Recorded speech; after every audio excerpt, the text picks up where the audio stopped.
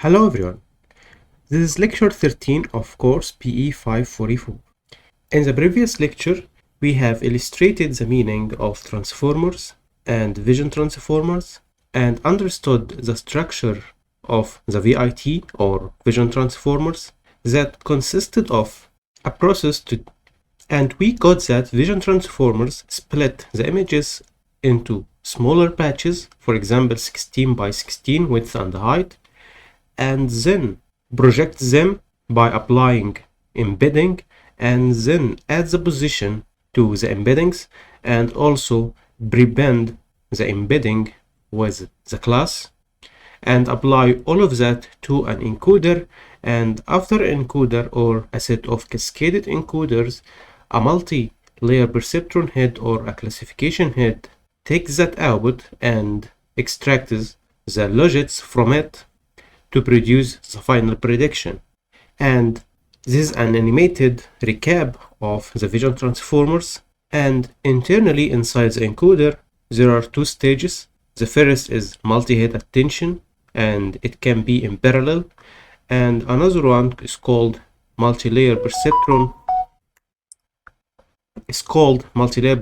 or feed-forward network, and both of them got normalization layers, and at the end of each of them there is a summation between the output of the layer, for example the feed-forward network, and the residual and the initial input, and sum both of them together for the next step.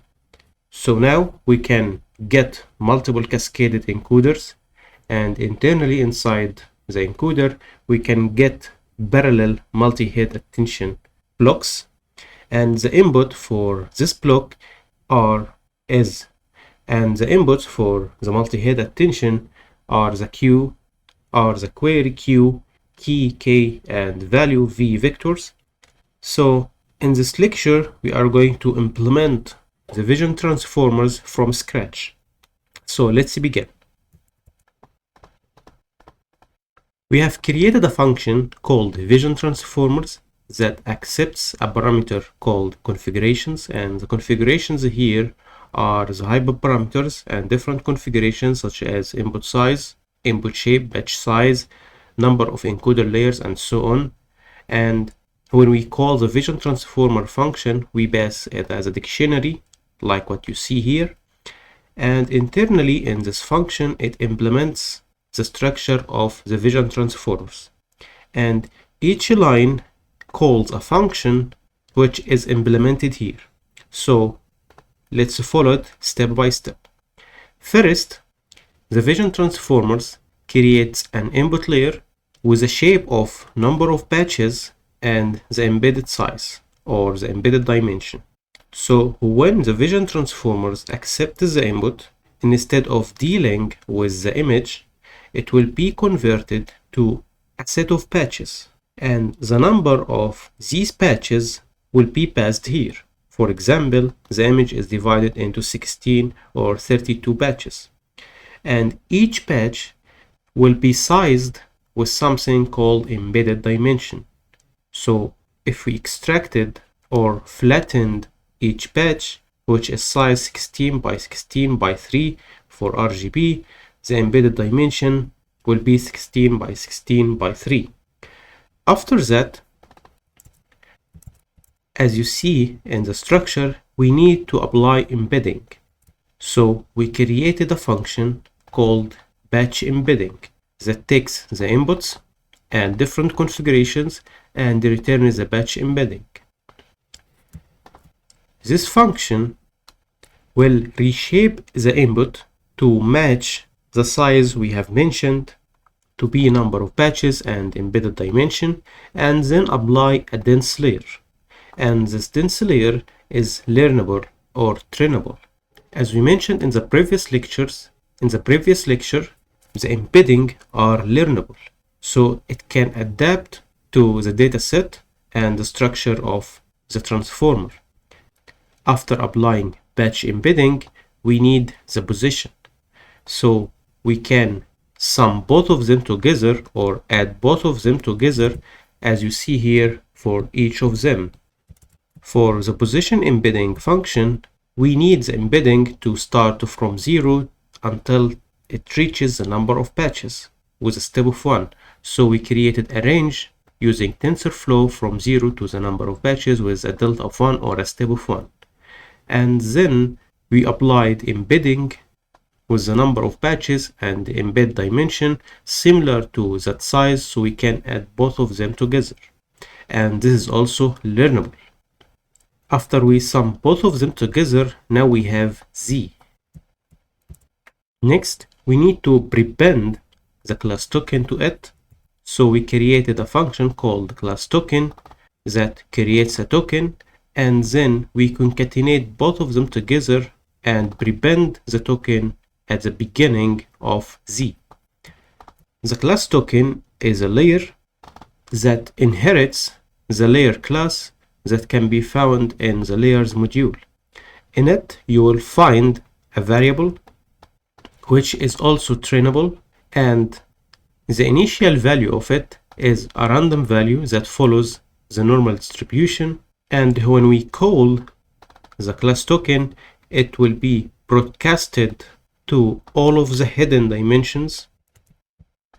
It will be broadcasted to that batch size, which is the number of initial images, 1, and the hidden dimension, which is the last dimension, which is the embed dimension.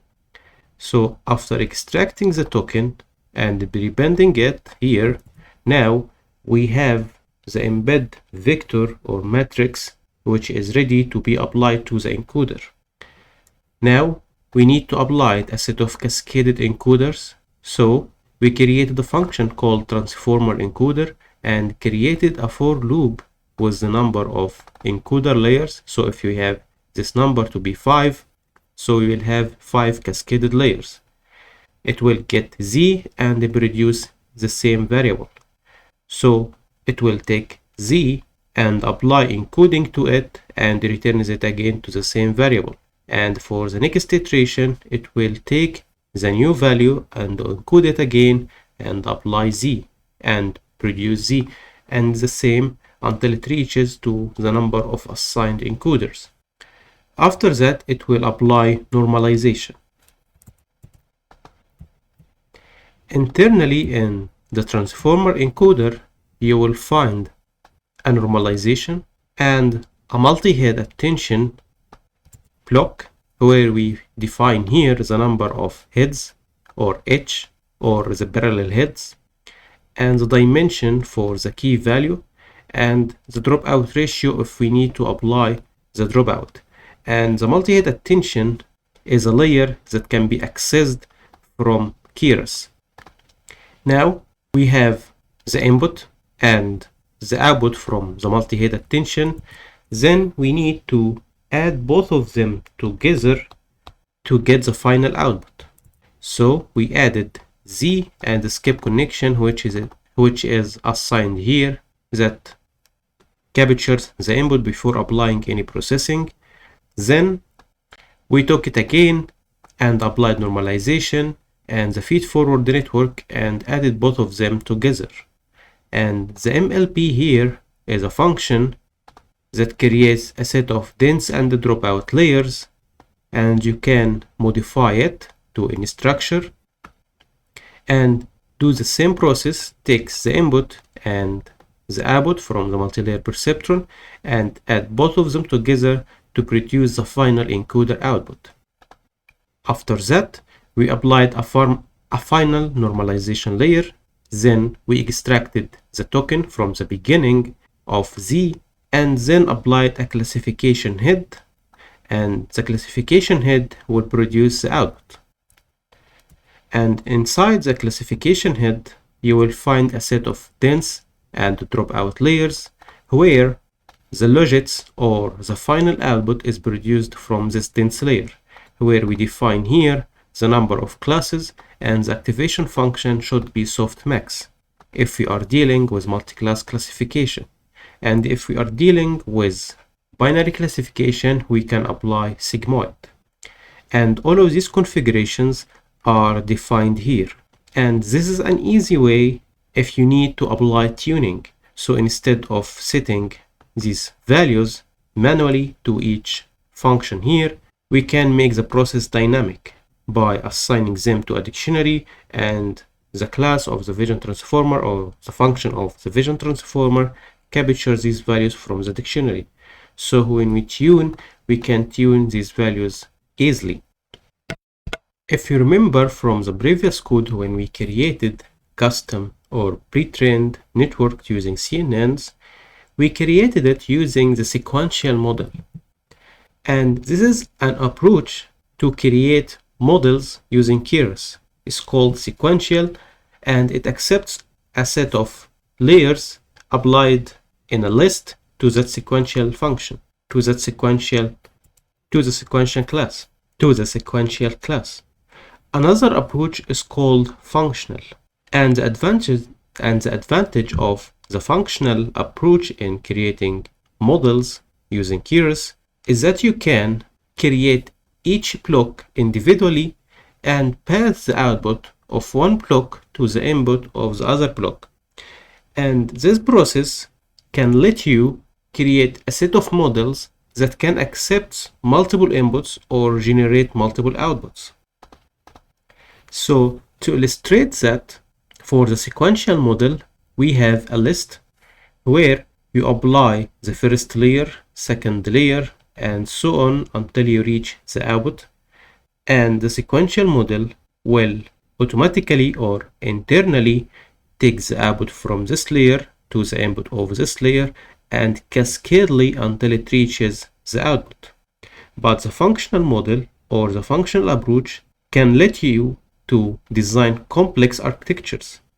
So as we saw, we have created an input layer, and then we created embedding layer and the position encoding layer, and took the output from that and applied it to the position, to the embedding, and then added both of them together and took that output to a new block,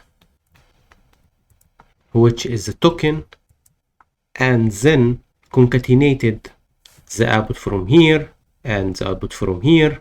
So as you see, the output from a block can be used multiple times with other blocks. So it can let you design freely the architecture that you need. So if you are targeting an easy way with a set of cascaded blocks, you can use a sequential. And if you need to design a complex model, you can use a functional. And as mentioned, the other advantage of using the functional approach is that you can get multiple inputs. For example, data from magnification to X, data from magnification for X, and so on. Apply each of them to a specific block, and then you can concatenate that together to produce the output after passing to a set of conv or a set of dense and dropout layers, and so on. Also, you can produce multiple outputs if you need.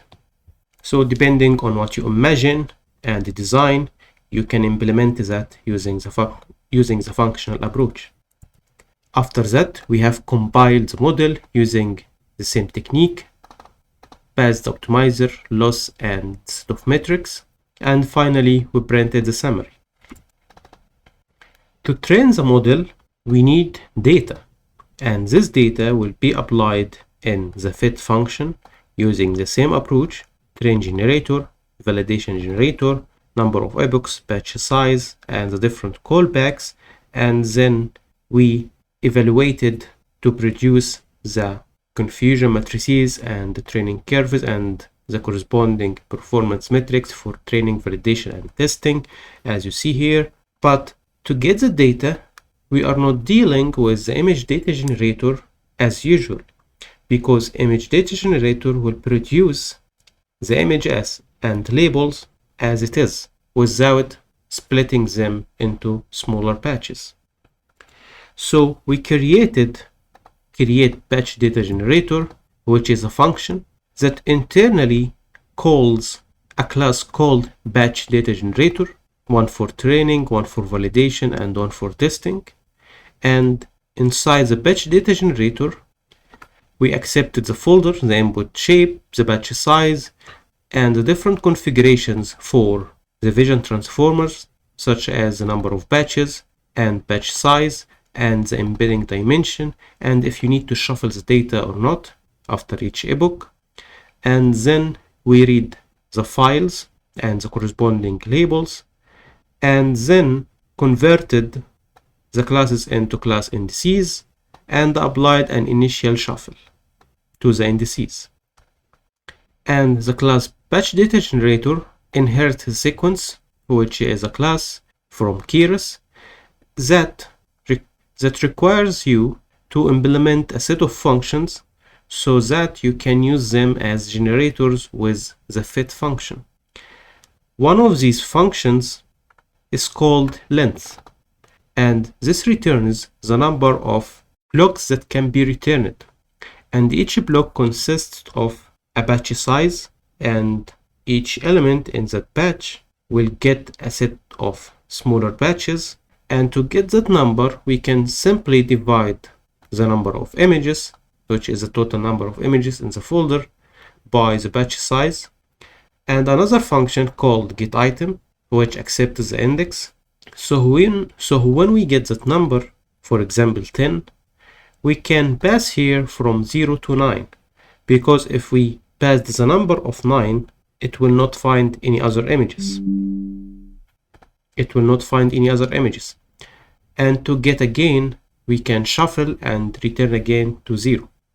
Inside this function, we got the corresponding indices and created a function called images. And if we are dealing with categorical, we manually applied one hot encoding, and if not, we created only a vector.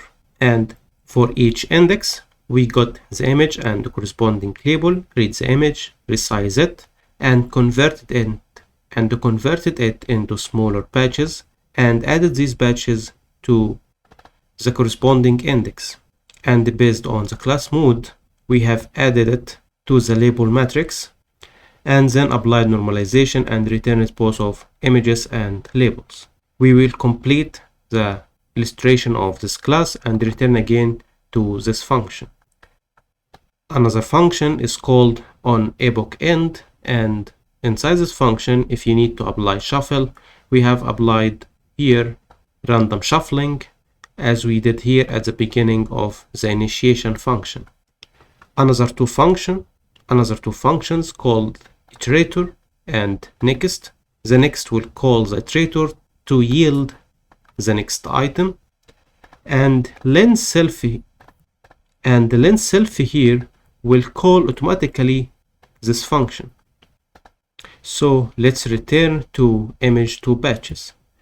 This function calls the patchify, which is a library that can be installed, and the patchify here takes the images and converts it to a set of smaller batches. So here we patchified the image to smaller batches, and the stride or the step is batch size, so we avoid any overlapping, and you can modify it if you need any overlapping. Then we reshaped it to be any number, but the last 3 dimensions should be batch size by 3, and we limited the number of batches to the number of batches here, and this value is passed to the function using self number of batches. So if we need only 10 batches and we got here 1000, it will only take the first 10 of them, so that the dimensions match in the whole structure and the training configurations. Here we pass the different configurations such as input shape, batch size, class mode, number of batches, batch size, and embed dimension, and got the 3 generators that used in the fitting and evaluation function. To understand the rule of tuning the configurations, we have applied 4 configurations. For example, in the first configuration, we applied 5 cascaded encoder layers, and the second only we applied 1, and the third we applied 1 but increased the number of attention heads to 10, instead of 1, and here instead of 5.